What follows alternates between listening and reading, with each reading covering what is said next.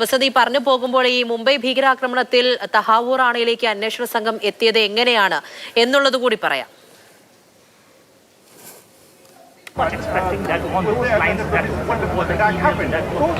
ഇത് David Coleman ഹെഡ്ലിയെ ചോദ്യം ചെയ്യുന്നതിൽ മാത്രമല്ല ആദ്യഘട്ടത്തിൽ തന്നെ ഇവരുടെയൊക്കെ പേരുകൾ വന്നിരുന്നു. ഡേവിഡ് കോൾമാൻ ഹെഡ്ലിയുടെയും അതുപോലെ തഹാവൂർ റാണയുടെയും ഒക്കെ പേരുകൾ വന്നതിൻ്റെ അടിസ്ഥാനത്തിൽ തന്നെയാണ് അന്ന് ഇന്ത്യ സർക്കാർ അന്നത്തെ ഇന്ത്യ US എക്സ്ട്രഡിഷൻ ട്രീറ്റി പ്രകാരം തഹാവൂർ റാണയെ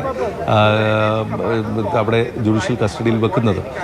അത് ഒരു കനേഡിയൻ പൗരനാണ്, അതിൽ പാകിസ്ഥാൻ വംശജനായ കനേഡിയൻ പൗരനാണ് എന്നുള്ളതാണ് അതിലേറ്റവും നിർണായകമായ ഒരു ഘടകം. പാകിസ്ഥാൻ കൈയൊഴിയുന്നതും അത് ചൂണ്ടിക്കാണിച്ചുകൊണ്ടാണ്. ഞങ്ങളുമായി യാതൊരു ബന്ധവുമില്ല, 20 കൊല്ലമായി അദ്ദേഹം കനേഡിയൻ പൗരനാണ് എന്നുള്ളത്. പക്ഷേ പാകിസ്ഥാനിലെ ഈ പറയുന്ന ISI അടക്കമുള്ള ഏജൻസികളുമായി വളരെ അടുത്ത ബന്ധമുള്ള, വളരെ ആഴത്തിലുള്ള ബന്ധമുള്ള ഒരു കൊടും ഭീകരനാണ് തഹാവൂർ റാണ എന്നുള്ള കാര്യത്തിൽ യാതൊരു സംശയവുമില്ല. അക്കാര്യം വ്യക്തമായതുമാണ് NIA തന്നെ അന്വേഷണത്തിൽ നിന്നും മറ്റ് വിവരങ്ങളിൽ നിന്നുമൊക്കെ.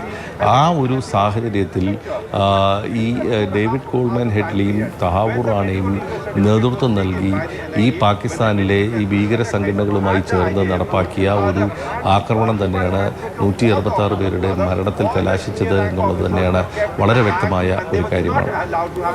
ശരിയാണ്. പി ബസന്താണ് വിവരങ്ങൾ നൽകിക്കൊണ്ടിരിക്കുന്നത്.